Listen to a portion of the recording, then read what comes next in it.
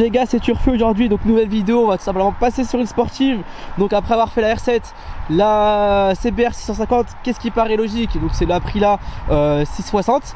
Donc tout simplement, n'hésitez pas à vous abonner, activer la petite cloche de notification. Vous êtes beaucoup à regarder des vidéos sans être abonné, donc ça prend quelques secondes. Et surtout, il y a des choses sympas qui vont arriver sur la chaîne.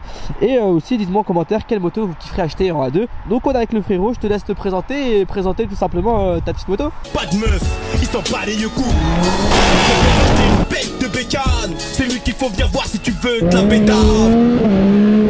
Bah salut à tous, moi c'est Rabi. Les gars aussi, le frérot il a sa chaîne YouTube, donc il fait des vidéos avec sa petite Aprilia. Donc si vous voulez tout simplement vous abonner, c'est quoi le nom de ta chaîne? C'est Rabibi. Rabibi. Tiré du bas Rabibi. Et, je mets le lien en description et je l'attache dans les commentaires. Du coup c'est une Aprilia R660 2023. Donc c'est une 2023. C'est le coloris Racing Black. Ok. Donc Racing Black, de base elle a des stickers un peu rouges. Et tu les as enlevés? J'ai tout enlevé. Ouais, j'ai remarqué ça. Donc là t'avais les traces de stickers, etc. Ouais, il reste un peu de traces. T'as tout viré. Je pense que elle est plus belle comme ça qu'avec les stickers. Je préfère comme ça. Ouais. Avec les stickers, il y a un peu de rouge, un peu de bleu, etc. C'est pas un coloris qui est joli. Ouais, après en général les Italiens ils font toujours des coloris un peu chelous. C'est ça. Mais j'ai laissé quand même le petit drapeau italien là ici. Ouais, t'as quand même laissé la petite marque italienne. Voilà. Donc moto italienne, A2 italienne. C'est une moto que t'as acheté neuf. Tu l'as acheté combien tout simplement? Je l'ai eu pour 12 000, à peu près 12 000 en tout. Ok, donc c'est quand même un sacré coup quand même pour du A2. Ouais. Est-ce que c'est une moto que tu vas garder après en full ou pas du tout? Je vais la garder un petit moment en full après parce qu'en full elle fait 95 chevaux. Tu vas tout simplement nous présenter ta moto, dire à peu près les modifications que tu as fait dessus et on va voir à peu près à quoi ça correspond cette moto. Ok. Donc on va commencer, je te laisse commencer et voilà. On va commencer par là. Déjà j'ai changé les leviers, donc des leviers Puig. Donc ça c'est pas du AliExpress, ça n'a rien à voir. Pas du AliExpress. Ça coûte combien ce genre de levier? Je les avais achetés chez Yamaha, à la base c'était sur mon ancienne moto, je les ai récupérés, je les ai mis sur celle-là. Ok. Franchement j'ai pas idée. T'as plus d'idée, ok. Ouais. Les rétroviseurs t'as changé aussi? Les rétroviseurs je les ai changés, ça je les ai achetés chez Moto Blues, 30 balles. Ils sont homologués ceux-là? Ils sont homologués, ouais. Ok, pas de soucis. Parce que de base on a des rétros ici exactement à ce niveau là. Ouais mais du coup tu les as enlevés ceux-là. Je les ai enlevés, je les ai changés, c'est des gros rétros en L qui sont vraiment pas beaux. Ok, et ensuite qu'est-ce qu'on a d'autre comme modification? On a les top blocks qui sont là. Ça c'est toujours intéressant, donc si ça tombe ça protège complètement la moto, c'est ça? Ouais. J'ai fait une chute, d'ailleurs j'ai chuté avec. Ah t'as chuté avec? Ouais tu vois ils ont un peu mangé là. Mais le carrelage il a rien après, il y a qu'une rayure. Honnêtement pour une chute on voit, il y a rien. Après la ligne, ce que je veux te dire, c'est pas pour dénigrer, mais heureusement c'est sur une MIV. Ouais, c'est ça. heureusement que c'est sur une MIV. C'est une MIV italienne, ça va. Ouais, c'est italienne. Non, mais ce que je veux dire, moi j'ai une MIV, c'est au niveau du tarif, tu vois. Ouais, en vrai, honnêtement, heureusement que c'est tombé sur cette ligne-là, pas sur une Acra ou autre chose. On a le moteur là, donc ce moteur il développe quoi en A2? En A2 il fait 47,5 chevaux. Ok. En full il fait 95. En A2 en VMAX il développe combien? En full c'est combien à peu près les VMAX? Le maximum que tu veux prendre c'est 180 si t'es en Allemagne. Ok. Et en full? Et en full tu dois être dans les 230, je pense, 230. Ok. Donc après on a la ligne, donc c'est une ligne où on peut changer uniquement le silencieux si on veut, c'est ça? Ouais, c'est ça. Donc on n'a pas une full tube, enfin comme par exemple moi le CBR, il faut tout changer si tu veux changer le silencieux. Là ce qui est bien c'est que tu peux le mettre uniquement le silencieux, donc tu as mis un petit MIV. On va écouter le bruit, on va voir ce que ça donne. Donc tu as tous les voyants qui s'allument, tu as des petites animations, Aprilia Racer, et là du coup tu as le bruit. Là les gars c'est un petit bruit qui est vraiment sympa.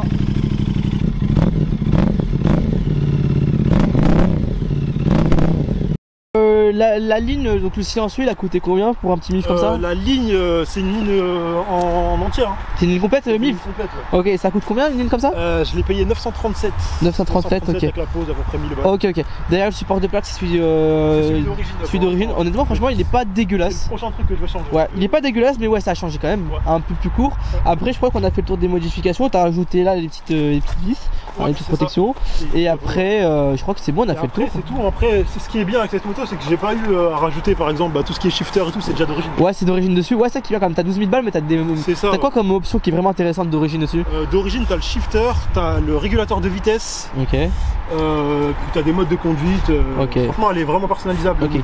Et au niveau de la position de conduite, t'as vraiment une position sportive ou c'est une semi Non, c'est semi-sportif. C'est comme sur le CBR. C'est pareil, donc c'est semi-sportif. Donc c'est-à-dire que t'as pas vraiment une position. Pas vraiment sur l'avant, t'es pas sur les poignets.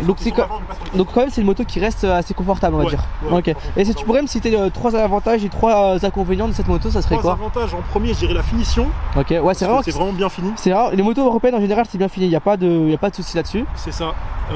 Ensuite personnalisable parce que tu peux modifier. Tu peux la personnaliser comme tu veux. Comme tu veux. Et ensuite Je pense les performances aussi hein, pour les du A2. performances aussi, Ouais, pour du A2. Et si tu aurais des inconvénients quand même à dire sur cette moto, ce serait quoi? Inconvénient pour moi, je dirais, t'as pas le bouton warning, donc quand tu fais de l'interfuel, c'est relou. T'as pas le warning pour 12 000 balles? Pas le warning dessus. Ok. T'as pas le warning, t'as le jeu à l'essence, mais t'as pas le warning. Ok. Et deuxième inconvénient, qu'est-ce que je pourrais dire? Le bridage aussi. Ouais. Le bridage, tu le sens quand même beaucoup. Le tarif, c'est cher. C'est cher. Aussi, bon, on en a parlé, c'est ta première moto, c'est ça? C'est ma deuxième moto. Deuxième moto. Ouais. Tu l'as acheté avec combien de bonus et tu l'as sur pour combien d'euros celle-ci? Moi, je paye en tout risque, je paye 123 €. Ouais, mais t'as un bonus de combien? 0,95 je crois. T'as 5%? Putain, c'est un bon prix en vrai. Hein. Ouais. Pour du touriste, pour une sportive, t'as une voiture à côté? Non. Même pas? Non. Ok, donc ce gars, au niveau tarification, honnêtement, lui, il a touché un bon prix. Après, les assurances, c'est totalement aléatoire. Le frérot derrière, il paye une blinde alors pour une triple et qu'il est même pas en tout risque. Pourquoi t'as choisi cette moto à 2 et pas une autre? Donc comparé à ses concurrents directs, on va dire le R7 et le CBR 650. Le Ninja 650 je le compte pas parce que pour moi il n'y a pas d'intérêt, il pousse pas. Bah j'hésitais entre le R7 et celle-là. Ouais. Mais c'est vraiment c'est les équipements qui ont fait la différence. Ok. Parce que sur le R7 si tu l'achètes de base en stock, faut que tu rajoutes le shifter si tu veux. Ouais. C'est qu'un shifter up que tu peux avoir parce que c'est un accélérateur par câble. Ouais. Et puis la finition Aprilia Yamaha. Et après, moi je trouve que cette moto niveau performance, c'est comme le 650, elle élimine la R7 parce que débridée, on atteint quand même les 95 chevaux, tu vois. Alors que le R7 il va rester à 73. Donc c'est le CP2. Ça c'est quoi comme moteur? C'est un bicylindre? C'est quoi comme un bicylindre parallèle je crois et c'est le 660 de chez ok, donc on reste quand même sur un bicylindre, donc c'est à dire en A2 quand même t'as des bonnes performances, t'as une bonne tension, pas comme un 4 cylindres où il sera bridé et où tu sens rien. Un mec qui vient de passer le permis A2, donc là il vient de le finir. Est-ce que pour toi c'est une moto où il faudrait directement enchaîner dessus? Est-ce qu'il y a des choses à savoir? Est-ce qu'elle est dangereuse ou est-ce qu'il y a vraiment des choses à savoir avant d'acheter cette moto? Un mec qui sort du A2 il peut l'acheter si t'as les moyens pour l'acheter, parce que c'est 12 000 balles pour une moto en A2, bon. Ouais. On peut trouver ça un peu trop cher. Ok. Mais si tu peux l'acheter, franchement, il n'y a pas de souci parce que tu as beaucoup d'aide électronique. Ok. Donc franchement, elle te sauve sur beaucoup de trucs. Donc c'est-à-dire c'est une moto avec toutes les aides, etc. Elle n'est pas compliquée à manier. C'est pas.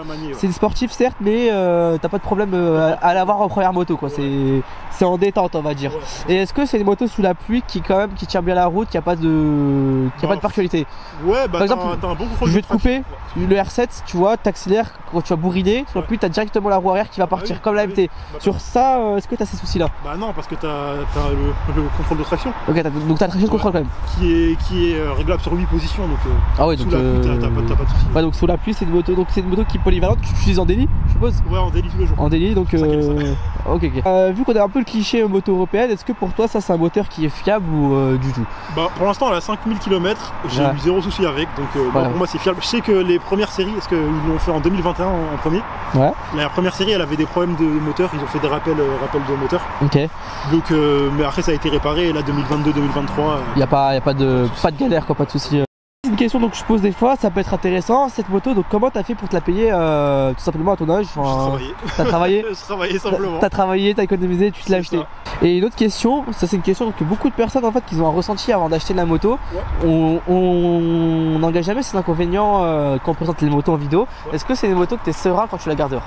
Absolument pas, je la garde jamais dehors. Je la garde jamais dehors. Ok, parce que même si elle est assurée tout risque, je la garde tout le temps dans le parking avec chaîne. Ouais, parce que ça c'est un sujet on parle pas assez, mais est-ce que c'est ce type de moto, est-ce qu'on peut les garer, est-ce qu'on faut vraiment faire attention? Moi j'ai pas confiance, après sur Paris j'ai pas confiance. Ok. Est-ce que les premiers jours où t'as acheté ta première moto, tu faisais que checker si elle était là ou pas? Ouais, d'où. Je pense qu'on a tous eu cette sensation. On a tous eu ce stress, c'est ça le problème en France, c'est qu'on a tous ce stress là de est-ce que notre moto elle va encore être là ou est-ce qu'elle va partir? C'est triste mais bon. Arrête, c'est tout le fait que l'assurance elle est hyper chère. C'est que c'est des motos que ça part vite, quoi. Pour du A2, est-ce que c'est une moto que tu conseillerais ou c'est une moto que tu regrettes? Non, franchement c'est une moto que je conseille. Bah comme on disait tout à l'heure, hein, si je peux la payer, franchement c'est top. Hein. C'est ça, en fait c'est juste c'est une moto, ouais, toi tu dis foncez dessus, mais du moment que vous pouvez vous la payer, quoi, l'assumer. C'est la barrière, c'est le prix. Est-ce que les révisions, t'as vu à peu près les prix que ça a donné par la suite ou pas du tout? Révision c'est, non j'ai juste fait moi la révision des 1000, je l'ai payé 230 je pense. Ah tu t'as pas offert la révision des 1000? Même pas. Et t'as pas offert? Parce que je l'ai pas fait chez le même concessionnaire. Ok. Déjà 230 pour la révision des 1000 c'est cher. Hein. C'est cher. Après, et Aprilia ça coûte une blinde. Après ça c'est des motos du coup coup, je pense qu'il faut suivre toutes les révisions, sinon t'es mort. Si tu pas toutes les révisions, t'as pas de direct. C'est ça. Et c'est garanti combien de temps ce type de moto aussi? Aucune idée, tu as acheté, t'en as rien à faire. Je sais qu'elle est sous garantie, mais je sais pas. Ok, t'as pas checké. Ok, bon bah je pense qu'on va passer à l'essai routier, il va nous faire des petits points et voir à peu près cette moto qu'est-ce qu'elle donne. Et en commentaire, n'hésitez pas à poser vos questions, ce qu'on peut faire c'est un prochain épisode où il répond à toutes les questions, etc.